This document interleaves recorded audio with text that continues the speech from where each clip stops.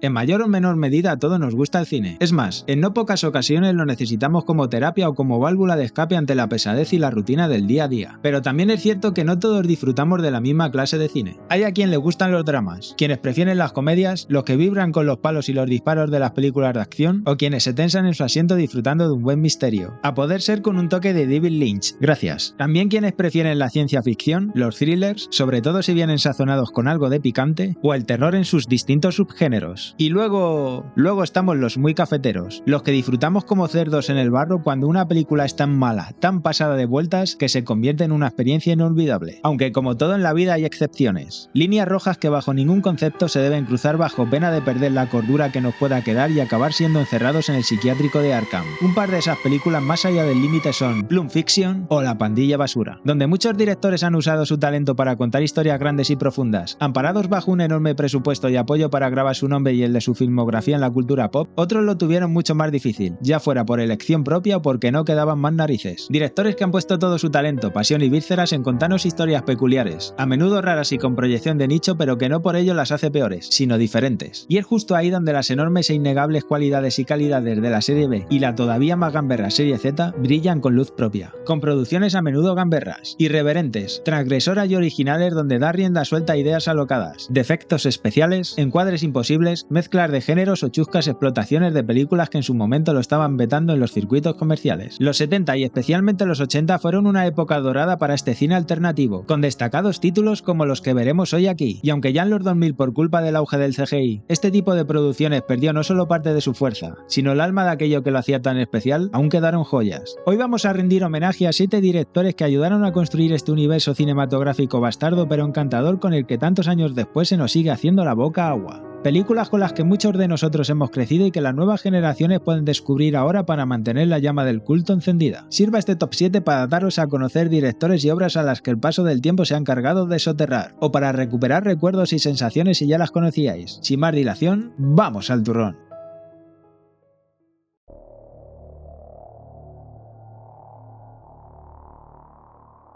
En el puesto número 7 tenemos a Tom DeSimone, nacido en Cambridge en 1939. Tras graduarse en la Universidad de California se metió de lleno en la industria aprovechando la época dorada del cine porno gay. Efectivamente y sí, amigos, en plena efervescencia de los 70, DeSimone dirige varias cintas para la mítica productora Hand in Hand Films, ganando varios premios prestigiosos del sector. ¿Quién dijo que ganar premios estuviera reñido con los salpicones?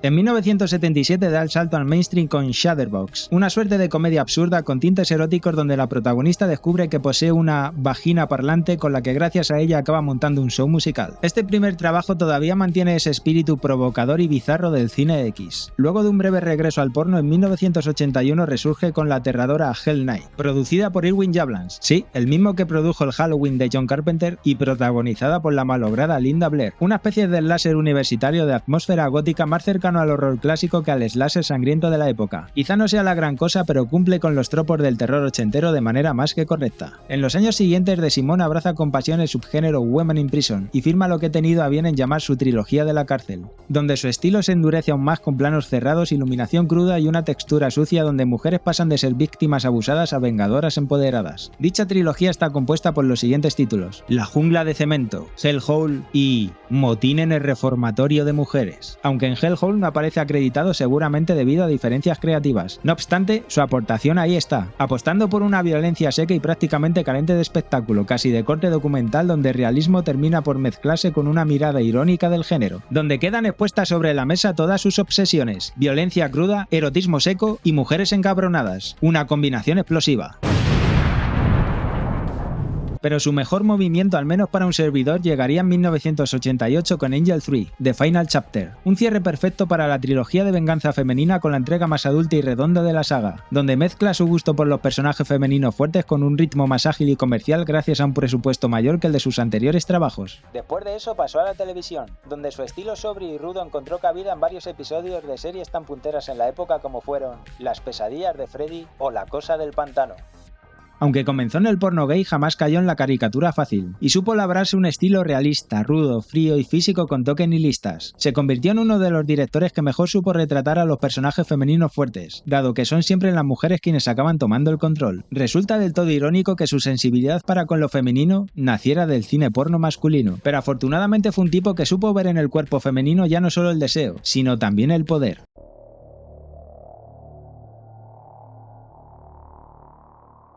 En el puesto número 6 tenemos a un viejo conocido del canal, pues ya se pasó por aquí en la primera temporada esa joya de la serie Z marcetosa que es Mutant Hunt, pero su historia comienza como la de otros autores de esta lista, en plena época dorada del cine porno gay. Kincaid entró por la puerta grande con 3 cintas muy reconocidas dentro del circuito, la denominada Trilogía de los Trabajadores, una suerte de exaltación homoerótica de la clase obrera, la cual mantenía un sorprendente cuidado en la composición visual y ritmo narrativo. A todo esto, esa información me la ha dicho el amigo de un amigo que tiene un conocido que ha visto las películas. Los títulos que componen dicha trilogía son Kansas City Trucking Co., El Paso Wrecking Corps y LA Tools and Die. Efectivamente y sí, cinéfagos, edificios construidos con ladrillo y cemento. En 1985, Kincaid decide abandonar los fluidos lechosos para abrazar el celuloide más convencional. Se casa con Cynthia de Paula, quien le produce varios largometrajes de bajo presupuesto, ciencia ficción delirante con toques de explotación urbana y terror pulp, y con la que ya puestos entre los dimes y diretes de la producción acaba teniendo 2 hijos. Eso era algo que no le hubiese pasado si la hubiese seguido enterrando en adobo. Su primer contacto con el cine mainstream llega en 1986 con Bad Girls Dormitory, una women in prison repleta de violencia gratuita, erotismo suave y chavalas que se toman la justicia por su mano. Muy en la línea del ofrecido por De Simón, pero sin la excelencia de aquel. Y tampoco es que Kincaid lo buscase, eso seguro. Meses después, ese mismo año, le sigue Breeders, donde unos invasores con el horcate caliente deciden que lo mejor de la humanidad son las chavalas como Dios las trajo al mundo. Nos ha jodido, no saben nada los pájaros, ¿eh? A veces lo traemos gordo, a veces lo traemos fino. En 1987 lanza lo que he tenido a bien en llamar la trilogía del apocalipsis, compuesta por Robot Holocaust, Violencia en la calle 42 y, como no, Mutant Hunt. En 1988 dirige otra cinta con máquinas de por medio donde se mezcla la tecnología cyborg con supercherías de hechicería. Por cierto, la película está protagonizada por Rick Yancey, a quien recordaréis de títulos como Sargento Kabuki Man de la Troma y Mutant Hunt. En 1989 cierra su etapa mainstream con She's Back, una suerte de comedia protagonizada por Carrie Fisher. Sí, la princesa Leia a 6 grados de separación del porno y que no he tenido el gusto de ver, con guión a cargo de Buddy Giovinazzo. La mente maestra tras esa maravilla del cine trash con crítica social que es Combat Shock, otro título que se pasará por el canal. Después de eso estuvo en barbecho por unos 12 años antes de regresar a sus orígenes en el cine porno gay, ya como una polla vieja que desde entonces se ha dedicado a descargar su talento en ese nicho. Recapitulando un poco, podemos apreciar que el estilo cinematográfico de Kincaid está fuertemente anclado en ese cine de guerrilla con aroma a estantería de videoclub, con ese toque marginal, outsider y provocador, de dirección rígida, montajes abruptos y guiones servilléticos pero con toneladas de actitud y un encanto tan intrínseco como innegable. Y no podemos cerrar este apartado sin mencionar su inseparable sensibilidad queer, donde lo homoerótico es más que apreciable aun rodando ciencia ficción. Sirva como ejemplo la pelea fardahuevos de Mutant Hunt. El cine de Kincaid es algo donde todo lo que falla, y creedme que falla todo, acaba encajando por arte de Birli Birloque de una manera tan sublime y poética que por alguna razón no puedes dejar de admirarlo. Y eso, queridos cinéfagos, a fin de cuentas, es lo que importa.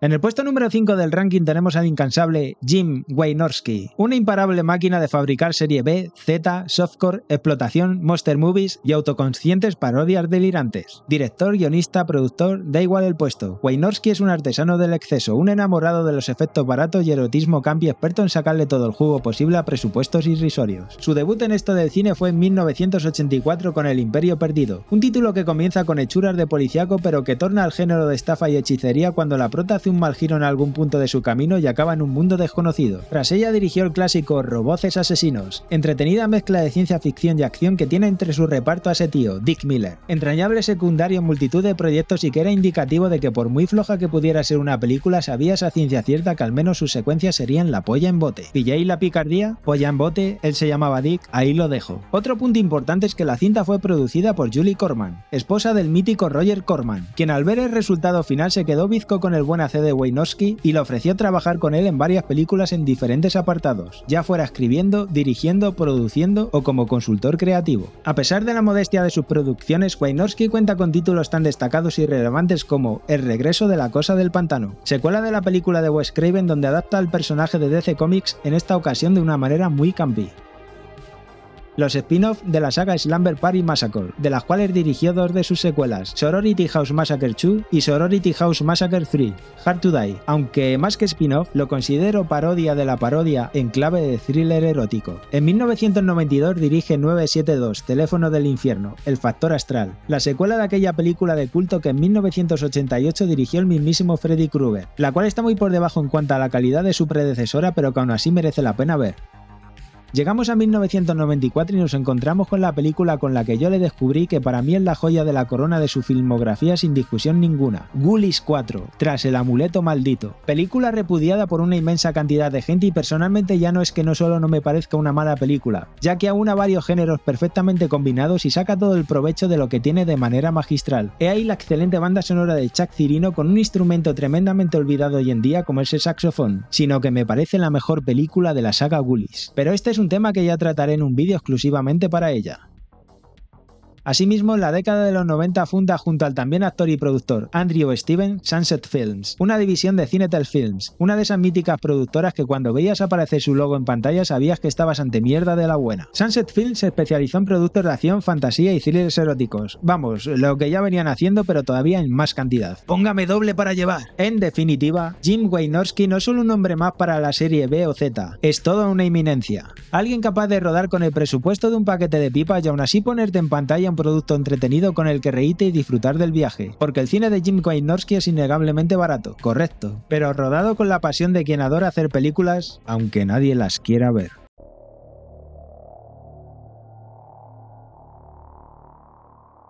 En el puesto número 4 encontramos al incatalogable Rick Sloane, nacido el 22 de agosto de 1961 y graduado en el Hollywood High School. Su entrada en el mundillo fue de manera autodidacta, sin pasar por grandes escuelas ni apadrinamientos de la industria. En 1984 debutó como director con Blood Theater, una cinta que, según palabras del propio director, toma inspiración de Hollywood Boulevard, título dirigido en 1976 por Alan Arkus y Joe Dante. En Blood Theater, Sloane presenta lo que será una constante en su cine, gusto por lo bizarro, lo absurdo y una mezcla de géneros sin complejos. La película nos narra cómo un empresario compra un antiguo cine maldito donde años atrás tuvieron lugar una serie de asesinatos para reabrirlo con la esperanza de hacerse rico. Pero como era de esperar, lo único que logra es desatar de nuevo la maldición. Lo que en principio podía haber sido tratado con un tono siniestro que le hubiera venido como anillo al dedo, Sloane lo convierte en un desmadre a caballo entre el slasher y la comedia negra, con actuaciones sobreactuadas, diálogos absurdos y efectos especiales adorablemente precarios. Como diría aquel, pasen y vean, los ciegos no pagan. Curiosamente, Sloane también se inspiraría 7 años más tarde en otro título de Joe Dante para su tercer largometraje que es la joya de su filmografía, Hobgoblins, copia descaradísima de Gremlins pero con un encanto particular debido a la falta de presupuesto suplida con el buen hacer de la serie B más trasnochada, que con el tiempo se ha ganado su lugar en el culto, vídeo que por cierto tenéis disponible en el creciente catálogo de este canal. Pero antes de eso dirigió The Visitants, un título de ciencia ficción al más puro estilo de los años 50 y que no obstante tiene trazas del cine Deathwood, sobre todo su plan 9 del espacio exterior, donde unos extraterrestres llegan para estudiar la Tierra durante un tiempo pero cuando están por regresar a su planeta la cosa se tuerce cuando una chavala descubre un objeto que les pertenece. A diferencia de su anterior trabajo el cual estaba lleno de altibajos, aquí Sloane está más acertado en la mayoría de acciones y nos entrega una película más redonda y entretenida, mucho más en la línea de lo que acabaría siendo su estilo cinematográfico.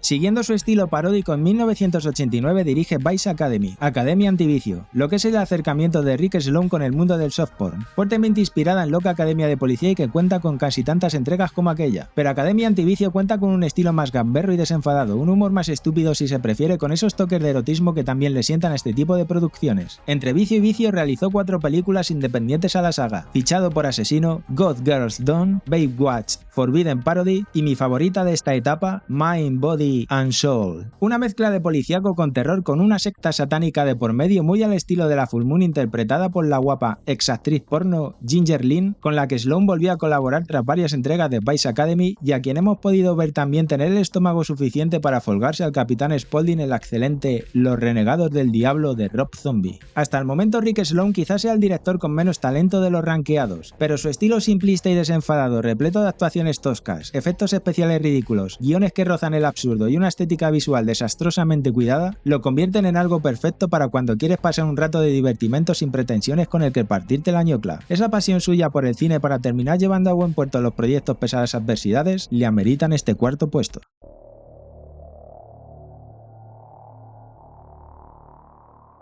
En el puesto número 3 abriendo el podio de este ranking se encuentra Ted Nicolau. Nacido el 3 de octubre de 1949 y graduado en la Universidad de Texas, entró en esto del cine con una minucia, nada más y nada menos que como técnico de sonido en La Matanza de Texas de Top Hopper. Tras eso recaló en una de las productoras más importantes de la época, la Empire Pictures, que años más tarde sería rebautizada como Full Moon, donde comenzó en labores de edición de títulos tan emblemáticos como Trampa para turistas, Explosión Galáctica, Trancers, Guardianes del Espacio o Ghoulies. Pero pronto pasaría a dirigir sus primeras películas dentro de este entorno tan fértil como delirante, con títulos tan representativos como El Amo del Calabozo, Terrorvisión, Bad Channels y Subespecies, de las cuales me gustaría destacar especialmente Terrorvisión, joya absoluta del trash ochentero donde una familia un tanto estrambótica coloca una parabólica en su casa con la que acceder de manera poco ortodoxa a decenas y decenas de canales, con la que acaban pillando una frecuencia alienígena que provoca una conexión mortal. Tenemos aquí otra de esas películas de serie B descabezada y trasnochada con la que pasar un rato tremendamente divertido y que sí o sí se convierte en una de esas pelis refugio cuando uno no tiene el mejor de los días. Actuaciones cuestionables, guión imposible, efectos plásticos más que decentes, monstruos de goma, localizaciones que huelen a prefabricado y aún así ahí va una de las mejores películas que podrás ver. Sobre todo infinitamente más valiosa que el 90 y pico % largo de la porquería que se perpetra actualmente. Por si fuera poco, también tenemos un guiño durante todo el metraje a la mítica horror host Elvira, interpretada magistralmente por Cassandra Peterson aquí bajo el nombre de Medusa. Y por supuesto no podía faltar mención a la saga Subespecies, una libre adaptación de Drácula Nosferatu en la que seguiremos las andanzas del vampiro Radu desde sus inicios hasta su aciago final, pasando por algunos momentos apócrifos con otros personajes y criaturas demoníacas de por medio. Sello personal de la Full Moon a través de 5 entregas numeradas y un spin-off con cierto halo erótico. Por contra de lo que pueda parecer a bote pronto, la saga al completo atesora una innegable calidad y buen hacer, donde la intención más cómica de sus otras producciones adquiere aquí un tono más solemne, adulto, serio y frío que poco o nada tiene que envidiarle a sagas o películas con mayor presupuesto. Especialmente le da sopas con onda a Crepúsculo, que no es difícil, eso también hay que añadirlo. Pero si queréis vampirismo de calidad, Subespecies es vuestra saga.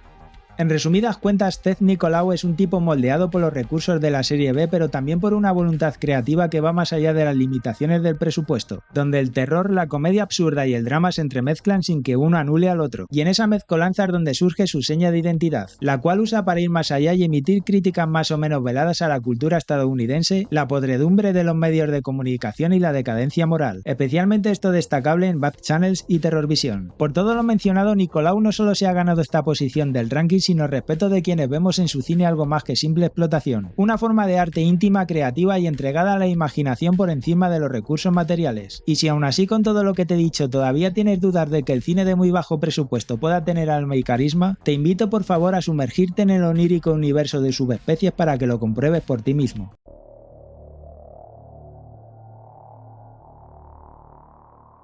Instalado en el puesto número 2 tenemos a un hombre, a una leyenda en esto de la serie B y Z que no necesita presentación y sin embargo vamos a ponernos en pie para recibir con todos los honores a Lloyd Kaufman, Tito Lloyd para los amigos. Nacido el 30 de diciembre de 1945, estudió cine y se graduó en la Universidad de Yale, algo que sorprende teniendo en cuenta la caótica y desenfrenada naturaleza de su cine. En 1974, junto a Michael Herz, colega de la universidad, fundó el estudio de cine independiente más importante y longevo de la historia, Roma Entertainment, aún en activo, donde ha escrito y dirigido también junto a Michael Herz títulos tan emblemáticos como Troma's War, Mutantes en la Universidad, Terror Firmer, Romeo y Julieta, Poultrygeist, Viva la Juerga, Sargento Kabukiman y especialmente la joya de la corona, El Vengador Tóxico. Kaufman es el padrino absoluto de la serie B más desnortada, provocadora y punk, un cineasta que no le teme al mal gusto sino que lo abraza y lo convierte en su sello de identidad. El estilo Troma es una mezcla delirante y desquiciada de gore, comedia absurda, violencia explícita y desmesurada, sátira social y efectos prácticos rudimentarios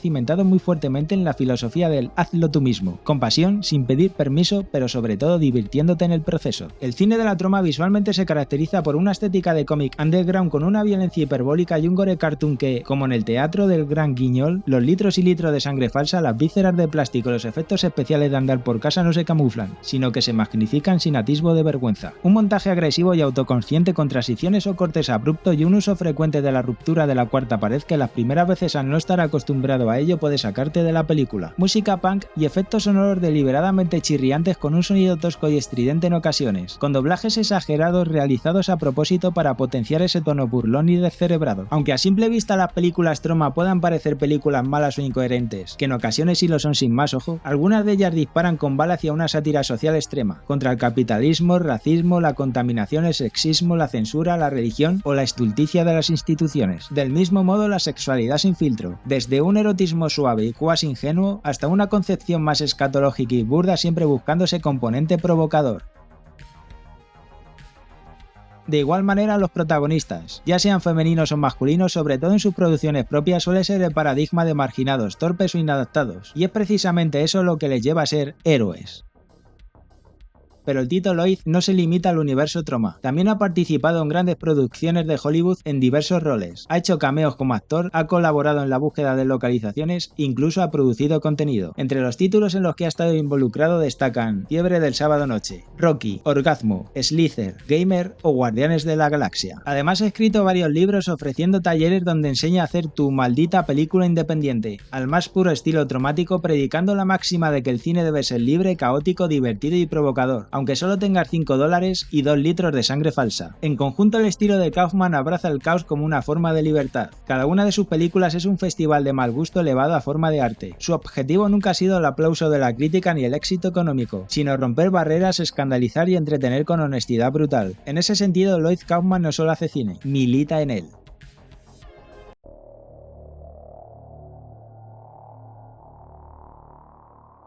Y en lo más alto del ranking, portando la corona de mejor director de serie B y Z de todos los tiempos, al menos para mí, recordad que esto es un ranking personal y que podéis dejarme el vuestro en la caja de comentarios. Como ya dije, tenemos a una maldita bestia todoterreno, capaz de amoldarse a decenas de géneros como si de un camaleón se tratara y realizar películas por valor de un microondas barato, y aún así ofrecer algo endiabladamente entretenido y de suficiente calidad para no ceder ante una embolia en el intento, aunque siendo sinceros esto aplica mayormente a su etapa de los 80 y los 90. David DeCoteau, alias Julian Brin, alias Victoria Sloan, alias Richard Chasen, alias Jack Reed, alias Martin Tate, alias Joseph Tenet, alias Mary Crawford, alias Ellen Cabot, alias David McCabe, nació el 5 de enero de 1962. Como varios directores de este top, se inició en el cine a finales de los 70 rodando películas porno tanto heterosexual como gay, utilizando el seudónimo de David McCabe. En 1986, de la mano de Charles Band, dueño de la Full Moon, daría el salto al cine convencional con el que prácticamente desarrollaría toda su etapa dorada. Tanto el uno como el otro, ojo. Los títulos que componen esta primera etapa de esplendor, sin contar las cintas X limitándonos al terror y thrillers eróticos, son Dream Mania, Creepozoids, Chicas de Fraternidad en la Bolera, Nightmare Sisters, Arma Asesina, Abrazo Mortal, Puppet Master 3, Curse of the Puppet Master, Retro Puppet Master y Puppet Master Axis of Evil. Todas ellas películas excelentes y entretenidas, como la trasnochada Chicas de Fraternidad en la Bolera, interpretada por el triunvirato de féminas compuesto por las en su día sex symbols Brinke Stevens, Michelle Bauer y Linnea Quigley, con quienes repetiría el completo en ese mismo 1988 en Nightmare Sisters, cinta que recuerda bastante a la acontecida en La Bolera y que parece una suerte de secuela espiritual.